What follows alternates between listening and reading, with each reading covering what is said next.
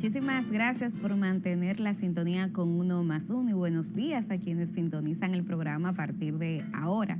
Ahora vamos a un plato fuerte, ya que para nuestra entrevista en primer plano nos acompaña Rafael Toribio. Él no necesita presentación aquí en Uno más Uno, porque durante muchos años fue comentarista del equipo de trabajo de aquí. Ahora está en unas nuevas funciones. Él es el presidente del Consejo Económico y Social, el CES, y está aquí esta mañana porque con él queremos abordar todo este proceso de reformas del Estado. Profesor, qué gusto tenerlo nueva vez aquí en Uno más Uno. Bienvenido a su casa. Para mí es un placer, sí. Ciertamente vuelvo a casa. Así mismo.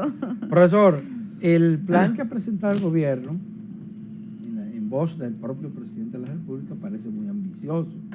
Estamos hablando de reformas de la administración pública, estamos hablando de reforma fiscal, estamos hablando de reforma del código de trabajo, seguridad social, código de seguridad social, es mucho. Son muchas reformas, pero... ¿Alguna vez han llegado al CES? Por lo menos ya formalmente fuimos apoderados de lo que tiene que ver con lo educativo, en el sentido de que él, en la inauguración del año escolar, indicó que se iba a hacer énfasis en lo educativo, en la calidad de la educación. Entonces, hizo la declaración de que iba a haber un pacto por la calidad de la educación y que apoderaba al CES para que hiciera todo ese proceso. Pero antes de eso, como bien dice, había indicado que se iba a una segunda fase de la reforma, porque ustedes recordarán que al inicio de su gobierno dijo que iba, ha dicho siempre que quería ser el presidente que se le recordara como de la reforma, de la consolidación de la institucionalidad democrática. Entonces, en el primer periodo se abordó una serie. Primero fueron una declaración de 12 reformas. Los partidos políticos agregaron 3 más y al final se quedaron en 12. Y se hizo un gran esfuerzo de manera simultánea en aquella oportunidad, que fue algo insólito en el CES, porque el CES estaba acostumbrado a que abordaba el pacto eléctrico y después el educativo, pero llegó todo esto junto. Todo simultáneo. Todo junto. Profesor, ¿y qué salió de ahí? Porque no se ha materializado ninguna de esas. No, se han materializado varias cosas. Sí. Bueno, primero hay que decir que se habían firmado dos pactos, el educativo y el eléctrico. Y el educativo, solamente se había firmado el educativo, en el 14.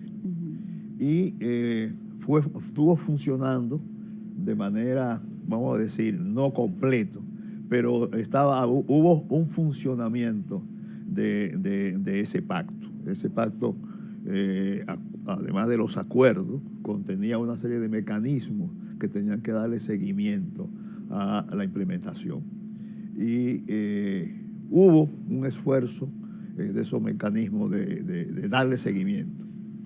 El pacto eléctrico no se pudo firmar, pese a que se había ya acordado los disensos, los consensos. Incluso el expresidente Danilo Medina, en 2 oportunidades convocó a la firma, pero no fue posible. En ese entonces, la posición del PRM, que era el partido de oposición, decía que había que profundizar. Una vez gana el PRM, entonces retomamos, ya yo había tomado posesión y retomamos la firma, y se logró la firma del pacto porque ya el PRM no tenía mucho argumento de objetar ese pacto. Y entonces una de las primeras funciones de esa etapa del CES fue darle seguimiento a lo que se había firmado y lo que se acababa de firmar. Y realmente podemos constatar que hubo un esfuerzo fuerte. Estamos ya en prensa un informe de los avances y las dificultades del pacto educativo hasta el 2023. ¿Eso se evaluó? Sí, se evaluó. Incluso se contrató una consultoría para hacer eso. Y el borrador fue ampliamente discutido con las instituciones que tienen responsabilidades, compromisos de que se implemente el pacto. Fundamentalmente las instituciones. ¿Y qué resultó de eso? ¿Cuál es el balance? El balance es que, en síntesis, hay avances significativos en todo lo que tiene que ver con cobertura, educación inicial, la dignificación de los maestros, etcétera, etcétera, etcétera. El gran déficit es precisamente la calidad. Casi nada. Sí, porque habían, ¿cómo decir? Y la cobertura seguimos con déficit. Sí, pero por ejemplo, en la cobertura antes de la secundaria, está prácticamente un 90 y tanto %. Pero en la secundaria hay problemas serios. Ahí hay un déficit mayor. No voy a decir extraordinario, pero no se ha avanzado todo lo suficiente. También es que ese es el nivel de la deserción. Pero una de las causas de la deserción se ha establecido que es justamente la falta de aulas. Sí. Bueno, la distancia en que están los liceos, los politécnicos, y la sobrepoblación de estos. Eso es, por ejemplo, se invirtió mucho, porque te iba a decir, en el tema educativo habían insumos esenciales para los aprendizajes. Uno era el espacio físico. Ustedes recordarán que en un centro educativo habían 13 niveles. Y entonces un estudio que hizo Educa determinaba que el promedio de docencia eran 2 horas y media por tanda. En 2 horas y media por tanda es imposible lograr calidad. Entonces había que construir. Pero se construyó un poco más que todo por la urgencia de aula, y todavía hay escuelas, gente que recibió dinero para la construcción y el solar todavía no aparece. Y aparentemente hay un freno en la construcción, porque el gobierno no ha terminado todas las escuelas que encontró. El pretexto se le quitó porque se hizo una ley especial para que resolvieran eso. Pero además de eso, no ha iniciado la construcción de aulas en lugares donde se le está reclamando. Entonces, todavía, sobre todo a nivel secundario. Pese a que no es por problemas de recursos económicos. No, porque presupuesto sí hay. No se ha podido. Pero definitivamente en el tema educativo el gran déficit es la calidad. Porque si bien es cierto que los efectos de la calidad educativa es a mediano y largo plazo, y hay tiempo para que se vea. Hay tiempo para... Y lo que hemos avanzado fue un poquitito en PISA último, pero siempre estamos siendo los primeros de los últimos. Exactamente. Eso no hemos podido... Profesor, ¿y ese pacto, qué pasos se están dando desde la institución que usted preside? Sí. Para que se inicie la discusión. Exactamente. Lo primero es que el énfasis es ahora calidad de educación, pero nosotros tenemos un pacto firmado, que como dije, ahora va a salir qué ha pasado hasta el 2023.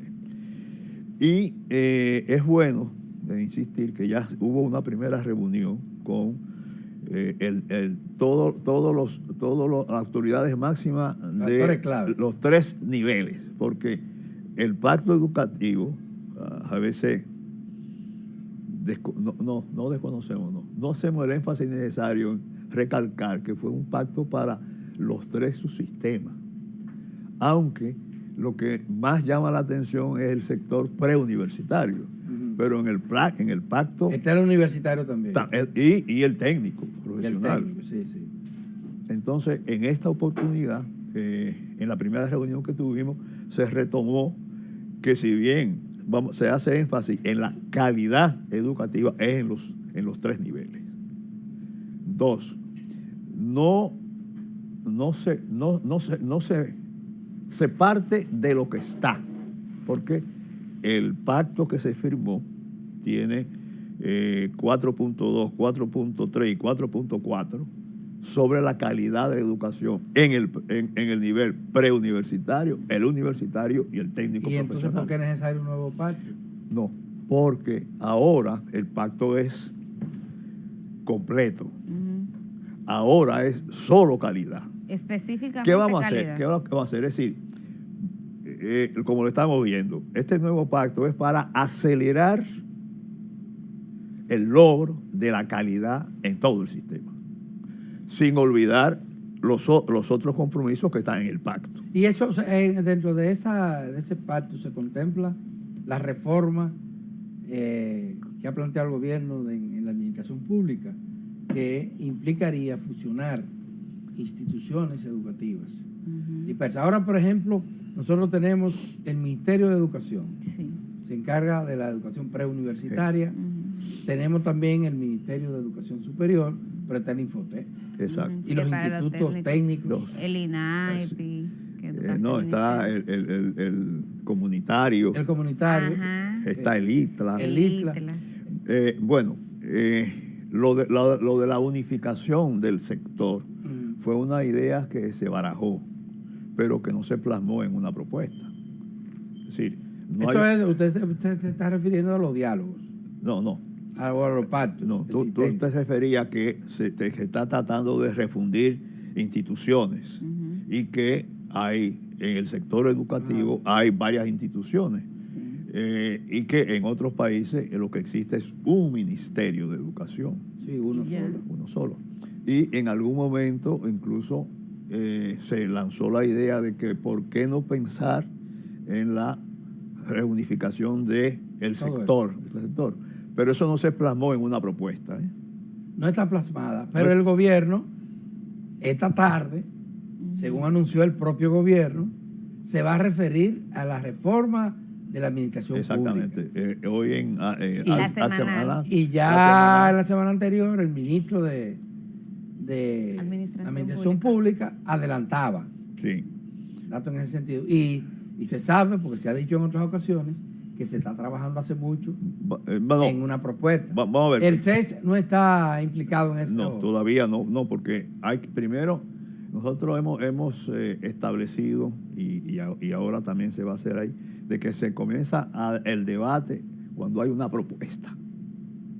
Entonces, por ejemplo, para el Pacto por la Calidad de la Educación, se está elaborando un diagnóstico de cuál es el estado de situación de la calidad por cada uno de los niveles. Y entonces sobre eso, cada nivel tiene que presentar una propuesta que sobre ahí se parte. Entonces, respecto a la reforma de la estructura del Estado, vamos a decir así, eso es algo que viene desde hace mucho. La propuesta de que tiene que haber una mayor racionalización en la estructura del Estado. Eso quiere decir que algunas tienen que fusionarse, algunas tienen que desaparecer.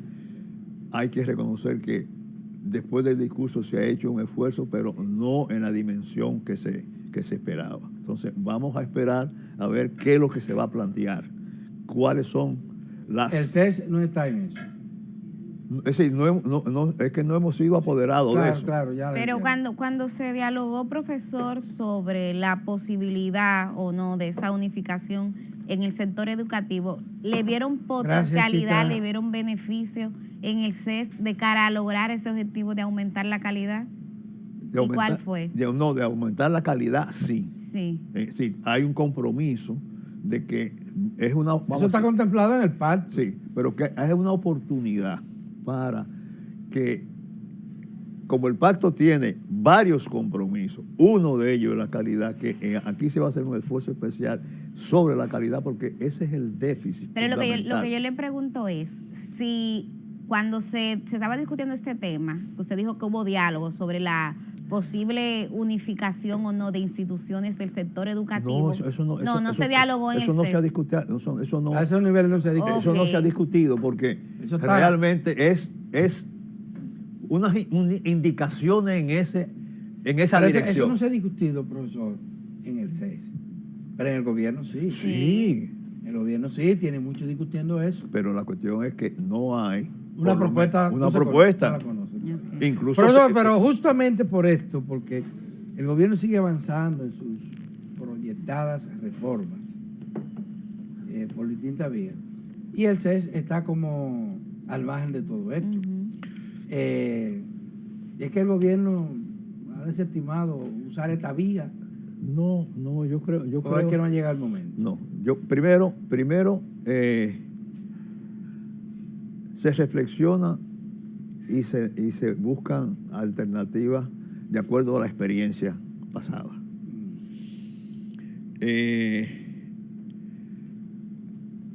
Muchas, o si no muchas, casi todas las reformas fundamentales del país dependen de la decisión del Congreso. Entonces el Congreso no puede estar nunca al margen. Entonces, lo que el CES puede hacer es facilitar insumos para la decisión que tome el Congreso. Además, los pactos no son jurídicamente vinculantes. A veces pensamos que lo que sale del CES tiene que hacerse. Y no necesariamente es así. No es así. Es decir, el CES recaba la opinión de sectores, en este caso los representantes, los que conforman el Pleno, sector empresarial, sector laboral y sector social. Invita a otros actores A participar. y hace unas recomendaciones. Ya entiendo. Pero quien decide eso no es el CES. Profesor, ¿y qué tiene que ver el CES con estos consejos económicos y sociales que se han estado creando en los municipios? Existe en Santiago, bueno, casi todos los municipios. Sí, esa es una tendencia que hay en América Latina, hay muchos países. Sí. Fundamentalmente Argentina tiene ese concepto de CES nacional Y CES local. y CEP subnacionales, como llaman locales. Aquí todavía no hemos acometido el proceso de la articulación de esos consejos, pero está en la agenda nuestra. Está planteando hacer la posibilidad eso. Primero hacer ese acercamiento y hacer una articulación, porque las necesidades, un poco de concertación, no son solo a nivel nacional. Claro. Pero en el caso de las experiencias que se tienen a nivel local, estos consejos que articulan, por supuesto, a organizaciones de la sociedad civil, organizaciones sociales, las instituciones del Estado, en el territorio, Exacto. también establecen prioridades para el desarrollo. Sí. Exacto. Por eso se llama de desarrollo. Exacto. ¿Y sería interesante? No. Tenemos que hacer esa articulación y ver en qué medida el CES nacional puede ayudar a esos CES municipales, pero que también tienen otra conformación. Por ejemplo, en el CES nacional, el CES, no hay representación del gobierno. Del gobierno. Del gobierno. No. No. En los municipios sí. Bueno, el gobierno lo preside. El gobierno lo preside. Entonces, una de las... ¿Cómo que no hay representación del gobierno? No, porque una característica... Porque cuando ustedes hablan de pacto, ¿son tripartitos o no? No necesariamente. Está el Los CES. partidos políticos tampoco están representados en el CES. ¿Cómo que no? ¿Cómo que no? Pero, por ejemplo, yo recuerdo que con el tema de la reforma constitucional fueron justamente los partidos Usted está políticos de refiriendo al oposición. equipo técnico. Que No, él está hablando del Oigan Pleno. Oigan bien. Hay dos organismos fundamentales en el CES. El Pleno son 45 representantes, 15 por cada sector, empresarial, laboral y social. No hay ni partidos políticos, ni hay representación del gobierno orgánica. Ahora, cuando hay la discusión de un tema o de un pacto, por ejemplo, el electoral, Exacto. pues Ahí viene. ahí viene, por ejemplo, la Junta Central Electoral tiene una preeminencia.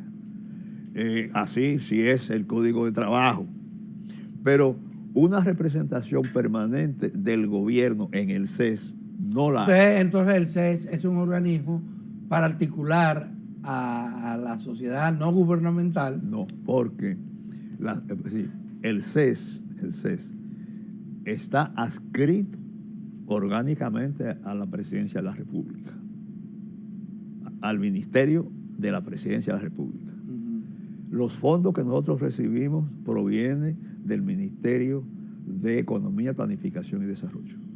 Son dos órganos, dos ministerios. Y tenemos relaciones horizontales con el Ministerio de Trabajo para los asuntos laborales. Bueno, vamos a seguir hablando de eso, pero tenemos que hacer una pausa con el permiso suyo, profesor, y de nuestra audiencia. Está bien.